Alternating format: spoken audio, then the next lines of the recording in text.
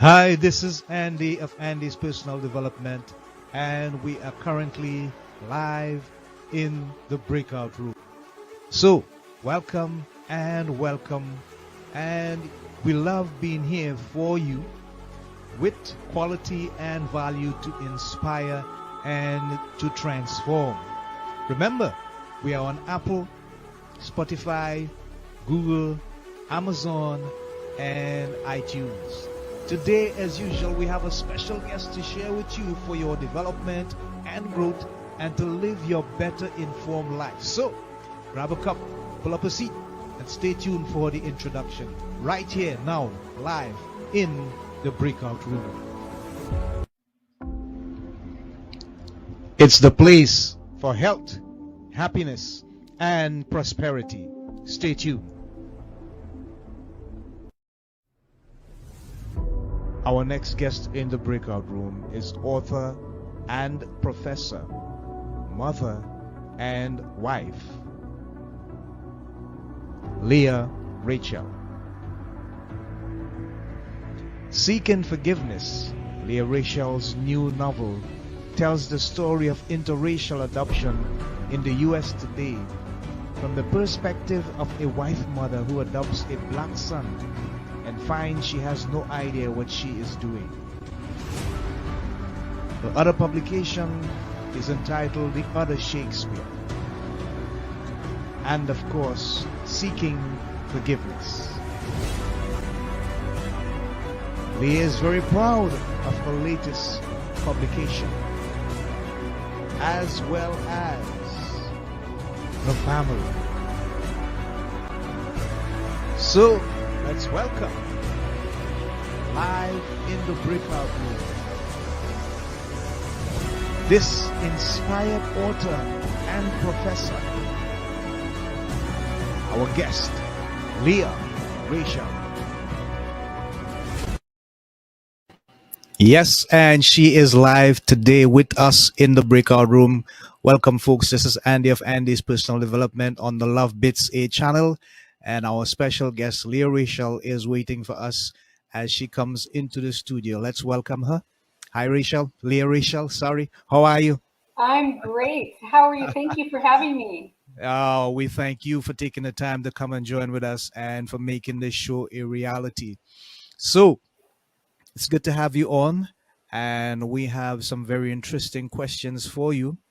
But first of all, Lea, we want to know, how did you come into writing as an author? What was the thing that was passionate enough for you that you decided you need to put things into writing and have these publications? Well, I have to say that writing is in my family. My Uh-huh. grandmother is a published author, and my Right. uncle. So I think it's a little bit in my sort of family roots. Okay. And I've been writing since I was very young, and I it's almost like medicine for me. I find if I don't write for a few days in a row, I'm missing something. Right, right, right. So I do write. I try to write every day, and I have just for years and years, and I really enjoy it very much. Wonderful. Were you referring to people like the name is, I think, Becky Bahar? Yeah, yeah. So Right. that's my grandmother, and Okay. she's actually from the Turkish side of my family. She lived in Right. Turkey, and she's And famous. If you ever go to, right. if you ever go there, she wrote a poem once about the only city in Turkey that has both a mosque and Uh-huh. a synagogue and a church. And Okay. she wrote about it, and now in the center of that city, there's a plaque with my grandmother's poem to like religious tolerance in the only city in Turkey that has all three religions represented. Right. And Anthony Kosnick? And that's my uncle. Yeah. Yeah. Right, right. And he wrote something quite in the late 1970s. Yeah, so Wow. he was a Roman Catholic priest, and Ah, actually he okay. wrote a sort of path breaking book at the time about human sexuality and Uh-huh. sexuality and Catholicism. And so it created a lot of waves. I grew up with, teachers in middle school and high school saying, I know you, your uncle wrote that book. Okay. Great. Wonderful. Thanks for sharing, Leah. Tell us a bit about your backhood days or your background days when you were a young lady, could you remember some of your more fonder memories growing up? Well, so I sort of mentioned that. Well, I don't know if I mentioned. So I grew up from a interreligious background. My Mm-hmm. father, as well as my uncle, my father had Yeah. been a Roman Catholic priest. Yeah. He actually left the priesthood, the Marial priesthood, when he met my mother, who Yeah. actually was a Turkish Jew who had just immigrated from Turkey.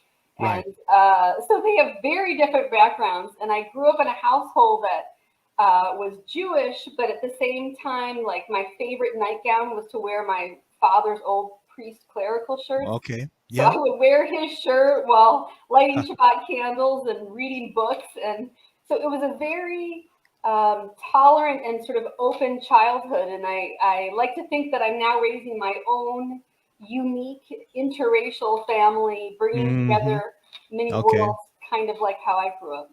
Okay, great. We're gonna get to that in a little bit. Of course, we're gonna talk about the family, but in terms of your stint at the University of Missouri St. Louis, how did that come about?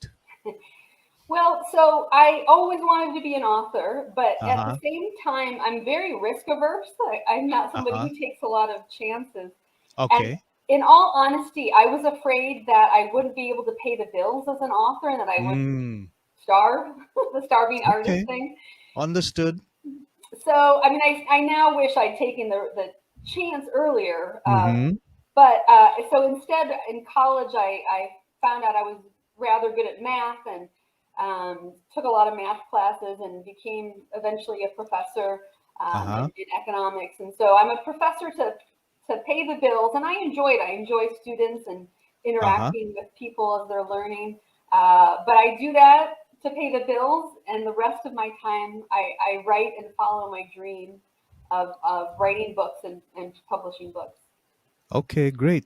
So tell us a bit about the first publication, The Other Shakespeare. What was the inspiration behind that? It's a strange name, but I guess the story would kind of depict and give detail about the idea behind the concept. But what inspired you to write it, and where did the name The Other Shakespeare come from? Well, so the inspiration for that book came, I was actually on a train. I remember I was traveling from St. Louis to Chicago by Right, train, and right. I was reading Virginia Woolf's book. I was reading A Room of Okay, One's Own. And okay. in that book, Virginia Woolf takes about a page, maybe it's a page and a half, and she says, you know, what would have happened had William Shakespeare been born with all his talent and creativity and Mm, inspiration, but born okay, as a woman and not as a right. man? What would have happened? And Mm, in this one page description, she's sort of not hopeful, and she says probably this female, you know, Shakespeare would have been denied an education, would have been forced into marriage, and probably it wouldn't have ended well. Well, right. I read that on the train, and I remember looking up and looking out and watching the fields go by, and I thought, I want to write that book. I want to Okay. write the book of Uh-huh. a female William Shakespeare, Okay. and that's why it's the other Shakespeare. It's the female Shakespeare, Right, and right. the plot really follows what Virginia Woolf outlined, where you know, she's born and she has a lot of creativity and wants to write, but isn't allowed to go to school, Mm-hmm. and all the things that happen. And I actually did a lot of research. All of the characters, except for the female William Shakespeare, who is called Judith, Yeah, yeah. all of the characters are real. I mean, like the neighbors I mentioned in the book are the actual neighbors of William Shakespeare. The parents are his Mm-hmm. actual parents and siblings. Mm-hmm. So every single character in the book is historically accurate, except the invented Yeah, Judith Shakespeare. right. Understood. Thanks for sharing, Leah. That's interesting. So you traveled a lot extensively: Turkey, Thailand, Peru, China, Europe, and you have written some short stories as well. Is that right? Yeah. So I do, you know, so I've had two novels published, but I've actually written four novels at this point. Okay, okay. Yeah, one had agent representation, but we didn't end up selling it, and one I put to the side. But what I do is I write a novel, and then I usually need a break in between novels. And Mm-hmm. in between, while I take breaks, I very often write short stories and Yeah, essays, yeah. and I've had a few short stories published. I had one win a writing contest, Okay. And so I do write about various travel and other incidents in the short stories. Okay. Wonderful. Thanks for sharing, Leah. So, what I want to do now is kind of shift things a bit and take you to a more personal and probably sensitive area in terms of what happened with your son, your adopted son. But before we get to that, how did you come to the place where the decision was made to carry out that adoption in the first place? What drove you to that? Well, it's interesting because I would say most people, well, at least 9 out of 10, assume that I Mm-hmm. adopted because of infertility reasons, but that Mm-hmm. isn't the case actually. Okay. Okay. It wasn't about infertility. What happened was I got married, and Mm-hmm. we were sort of thinking about having children, but in all honesty, both my husband and I were on the fence. We were like, should we, shouldn't we? And I Mm-hmm. couldn't decide if I wanted to be a mother and have Okay. children. And I had a friend at the time who assumed, again, there was an infertility issue, and she assumed I really wanted to be a mother. And so she pressed on me, oh, there's this women's group. You should go to this women's group and this support group. And it was a colleague, actually, and she was sort of bothering me, but I thought, well, I'll go once just to Uh-huh. get her off my back. And Yeah. I went to this women's support group, and women were talking about having children or not being able to have children. And this one woman brought up fostering to adopt. And Mm-hmm. the idea had never even occurred to me. Like it was like Okay. a lightning bolt. Right. The idea that there's other ways to become a mother and other ways to have children. And I remember I came home from that meeting and my decision had been made. I wanted to foster to adopt. So I remember thinking, if becoming a mother isn't just about me, it isn't just about like some family that I'm trying Yeah. to create, Yeah. it's also about the child. Then Okay. I wanted to do it. I sort of went from unsure to I want to do this. And so I obviously talked to my husband and asked what he wanted. Right. Right. And he was on board too, and we signed up and became foster parents. Wow. Wonderful. And how was the experience in terms of the process and the procedure? Was it challenging? Was it difficult? And what did you learn as a result of that experience? Well, it takes a long time. So you Yeah. do have to take classes, and you do have to go through certifications, and Okay. your home. And Right. so I believe the classes and certifications and things took almost 2 years to get through. Wow. Yeah. Yeah. And then you have to wait for a placement, and that can take a while too. I remember that took over Mm-hmm. a year as well. So it took a long time. Yeah. I mean, I wouldn't say it was arduous. It was sort of just more time consuming. Okay. Um, I feel like you asked another question, but I'm drawing a blank on what the second No, question I'm just thinking, what did you learn from the experience in terms of the process that you had to go through? Yeah. No, that's a Yeah. very, very good question because actually I address a little bit of this in the very first chapter of my book in the Mm-hmm. sense that we signed up for classes and and when we signed up to become foster parents, this was Uh-huh. before Michael Brown. This was before a lot of certainly George Floyd and a lot of the Yeah. awareness Yeah. and things that are going on. And just Okay. I think the phrase white privilege hadn't even really been coined or certainly wasn't in usage a lot at the time. And so like I remember going to classes and learning that there was a lot that white parents needed to learn if they were to adopt across different races, and that there Right. were some people who didn't believe interracial adoption should even happen. And I remember being very Mm-hmm. surprised. I was like, well, I mean, isn't adoption a good thing? Like so it was a learning experience. It was Yeah. my first awareness of white privilege and the things I needed to learn. And I Mm-hmm. knew that going into adoption, any adoption, you have more issues beyond birth children because you know issues about who are their parents and questions. And, adoption, let alone Yeah. interracial adoption, has extra layers. But I Okay. did learn that there's, it's a responsibility. There's a lot of layers, and if you want to become a foster parent or a parent in an interracial family, you need to be cognizant of what you need to teach yourself to do a good job. Okay. Okay. Great. And but some things happened along the way, and it inspired you to entitled information that was unique to you and your husband in terms of the experience. But then you put it into a book entitled Seeking Forgiveness. And you basically is reaching out to your son to tell him something. What was that deep motherly thing that you felt you need to say to him through the publication? Yeah. Well, yeah, it's interesting you say that because I do think of the book as sort of like a love letter to my son. I mean, Right. my own mother died when she was 50. My father at 50. My parents died very young, and Hmm. so I still miss them. And I sometimes think, Yeah. Yeah. if my mother had written a book about me, I would have that to be able to go back to and read Yes. and look at. Yeah. And I like to think, years from now, if I'm not around or if my son's off at college, you can glance over and see that book and know that somebody, wrote about him. And Yeah. so it is like a love letter to my son. To be honest, the book is more about motherhood. So it is Yeah. from the mother's perspective. Hmm. And it's even a little bit less from like the parents. I write my husband's in there a little bit, but it's really more about a mother-son relationship and the mother's love for her son. And Yeah. it's about seeking it's titled Seeking Hmm. Forgiveness because I found that the hardest thing about motherhood is never knowing if you're doing it right. So Okay. Okay. there is no answer key. There is no like guidebook where you can look up on page 37. Right. What do Right. you do when your son steals a pack of gum from the gas station? And what do you do Hmm. when at 12 years old he says he hates his life? I mean, what do All you right. do? Like, so you do your best is what you do, as I'm sure all Yes. parents know. But you're bound to make mistakes, Yeah. and you just hope that your child will understand and forgive you one day.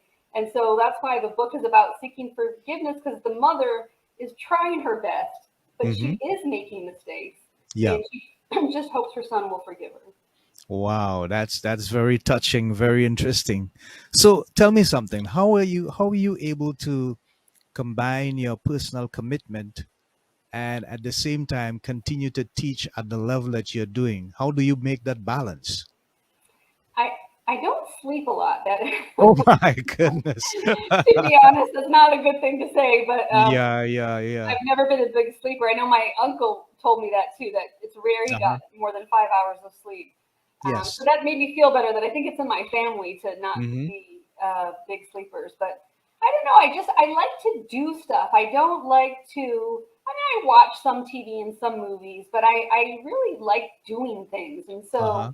I work during the day, but then I wake up early in the morning and write, and I'll sometimes write at night too. And I don't know. I just work on things. I don't know.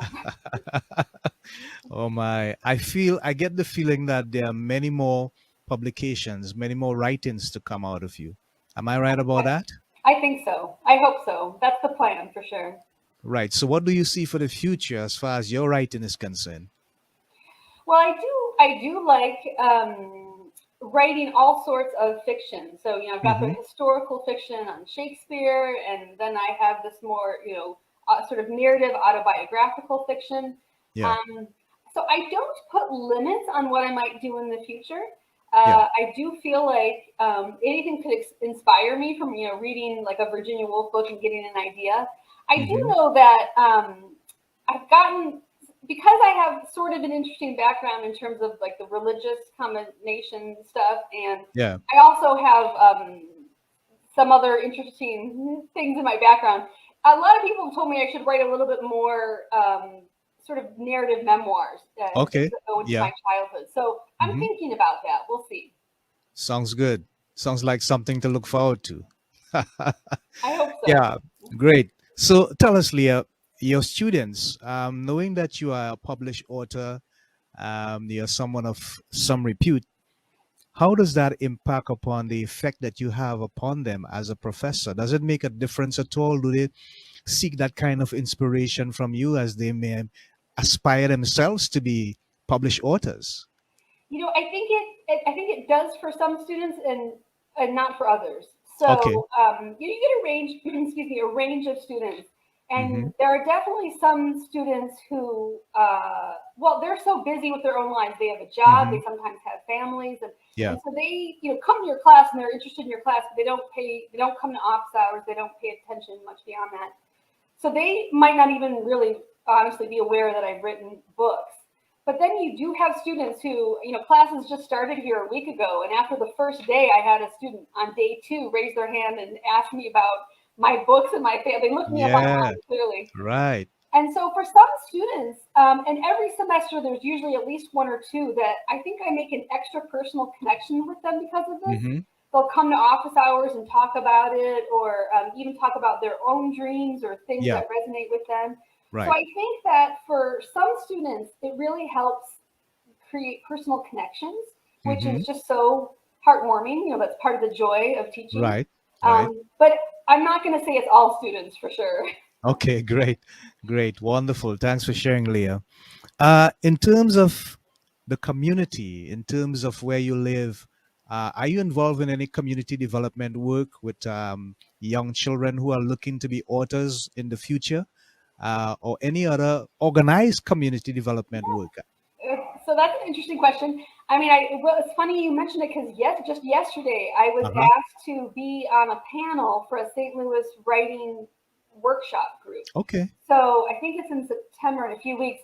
So I'm going to go to a writing workshop. I think it has about 60 or so members, and they Mm-hmm. are all authors, or want to be authors, or potentially going to be published soon authors. And so I know I'm going to be part of a panel that talks about having already been published, what is it like and whatnot. So I am doing that just in the next month.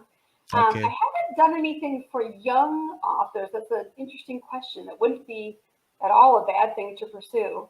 And I am involved in, I've always been involved in my own writing group, and I've been involved in my community, volunteering Mm-hmm. in my district and in my county. But I like your idea of working with children in writing. I haven't done that yet. Okay. Great. Thanks for sharing. So, if there's any advice that you would give to young aspiring authors in terms of getting themselves published, what's the best way to do it, how to put their stories together, the level of interest that they need to commit, Yeah. probably even discipline the hours, the time. From your experience, what would you say to them? What advice would you give to them? First, I would say believe in yourself. Right. So if somebody else, because again, I love and I miss my mother, but she was part of the reason. She was like, "Can you make a living at that? Or are you Ah. gonna need money?" And so I think she was worried, and it helps make Uh-huh. me worried. So Okay. if you love writing, believe in yourself and pursue it. Is the first thing I Right. would say. Okay. The second thing I would say, though, is know that success in anything takes dedication. If you Mm-hmm. want to look good, you have to go to the gym and watch what you Mm. eat. And if you Okay. want a healthy relationship with a significant other, you have to communicate and talk to them. It takes effort. And writing, I do believe good writing is basically rewriting and putting in Right. effort to. Right. There isn't Yeah. anything I've written that doesn't have at least 5 to 10 drafts. Okay. All right. Great, wonderful. So we have come to basically the middle of the show already. It has been quite interesting sharing with Lea Rachel, and we're just going to go on a quick commercial break, but we'll be right back. Don't go. FindRadioGuest.com, the place to click to find guests to interview for free. And if you're a radio show booker, podcaster, talk show host, or television producer, then this is the place to get podcasts and radio interviews or promote your books and products as a guest expert sponsor. FindRadioGuest.com. Check it out.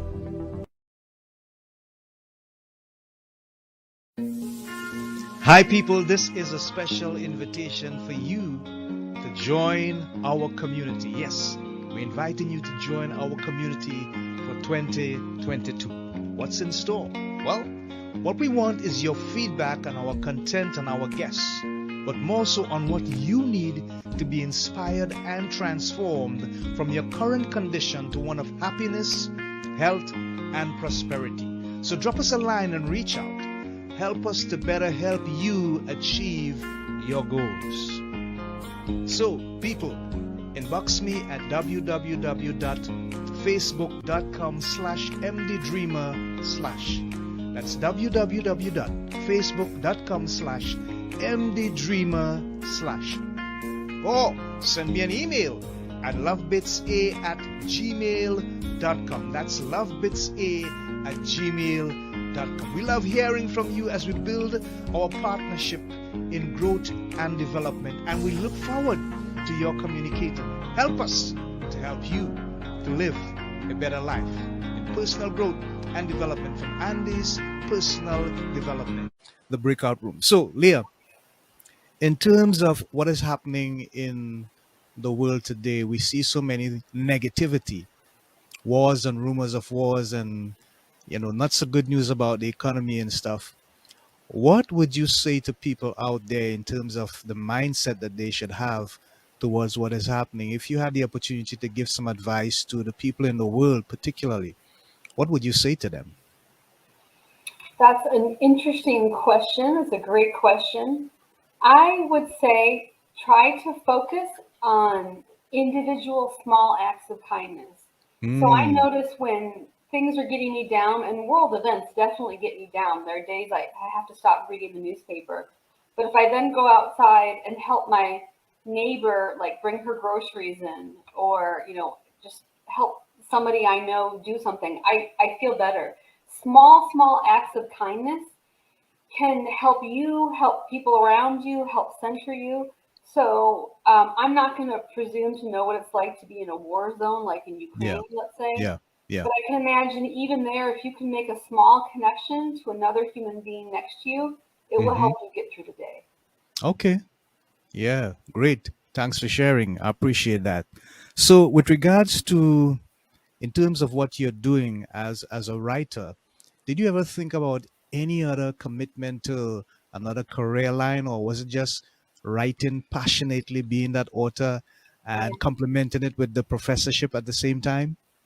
Well, yeah. So being an author has always been my number one goal from the time I Okay, was a child. okay. The professorship was number two. But it is interesting because I had lunch with my fellow professor colleagues a few months ago, and I asked them, like, was this their first choice job? Mm-hmm. And actually, for all of us, it was number two. I Oh, one colleague wanted to be a private investigator, and one okay. colleague wanted to, in an ideal world, be a stuntman Mm-hmm. on movie sets. So every, Okay, everybody had a number one, and my number one has always been writing books.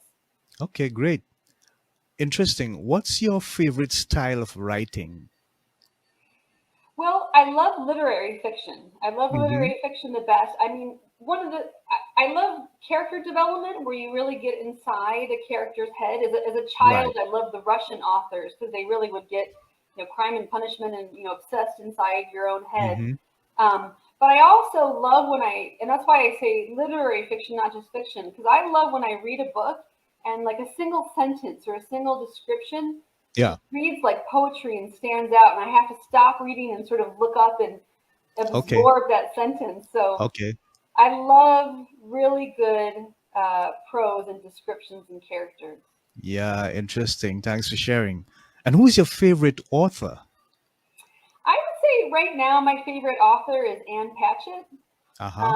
She's rich. I mean, and of her books, Run is the book I would recommend if anybody wants a recommendation of Okay. something to Okay. read.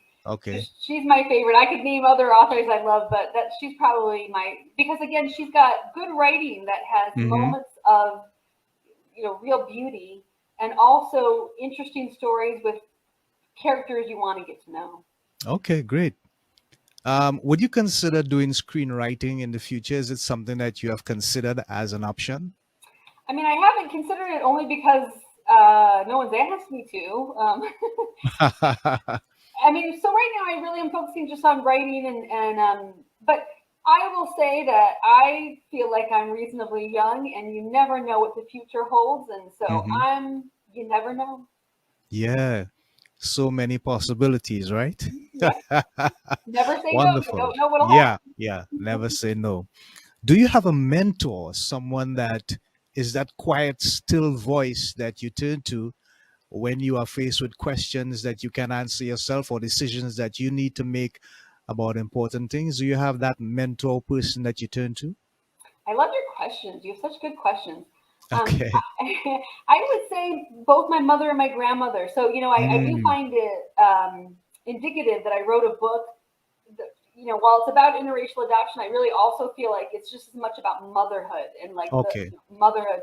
And Yeah. so, my mom died young. I still miss her to this day. At least I Hmm. had her to my mid 20s, and my Yeah. grandmother was alive longer than that. And I had her for a long time. And I knew my great grandmother, and I heard many stories about her.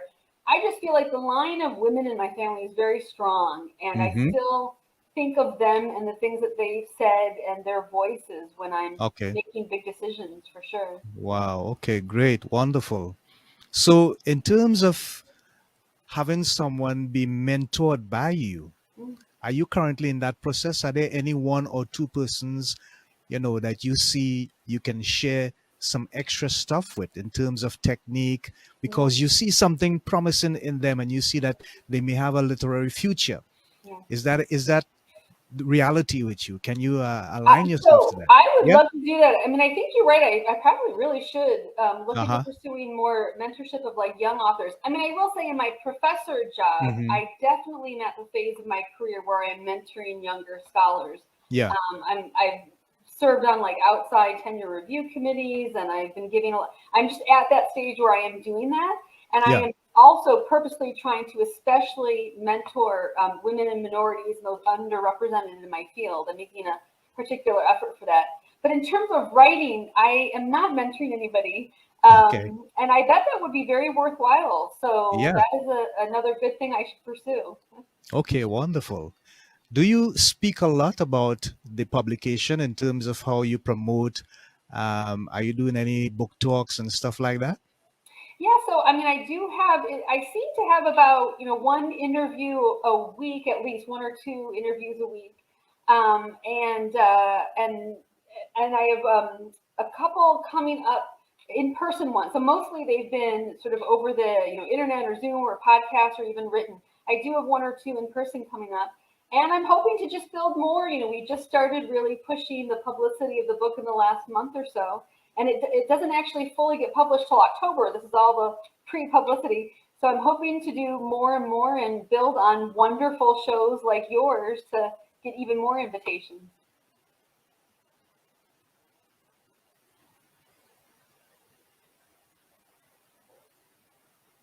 No, no.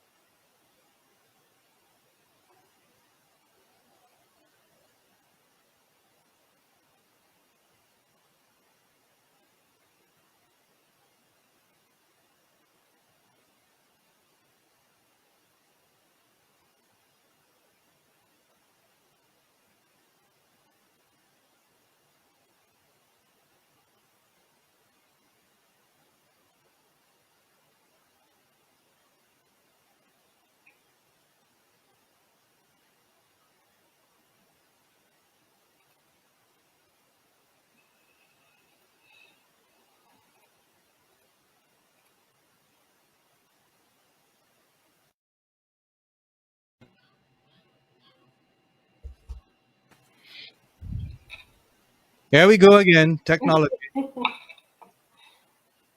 Okay. So where were we? I can't even remember because I was on the phone there, a bit upset, trying to sort out some stuff there. But Technical difficulties. I think we all understand.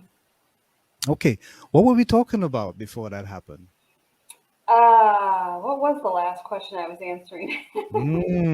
Let me see. It was concerning something specific with regards to, was it community work or Well, no? in I think it mentorship, was then you have to. mentorship. Yeah, mentorship. Yeah, I think that was the last question.